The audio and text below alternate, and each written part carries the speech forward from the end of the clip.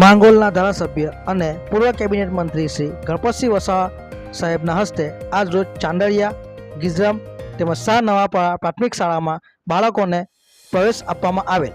તેઓની સાથે ચૂંટાયેલા અધિકારીઓ, પદાધિકારીઓ, સંગઠનના હોદ્દેદારો પણ હાજર રહેલા હતા. જ્યારે સમગ્ર કાર્યક્રમનું સંચાલન મોહનસિંહ ખેર કરેલ. ભાઈ શ્રી મોહનસિંહભાઈ, આ શાળાના આચાર્ય શ્રી, શિક્ષકગણ અને ખૂબ મોટી સંખ્યામાં અહીંયા ઉપસ્થિત રહેલા સર્વે મારા આદિવાસી સમાજના વડીલો, માતા બહેનો, યુવા મિત્રો અને જેમના માટે આપણે બધા સૌ અહીંયા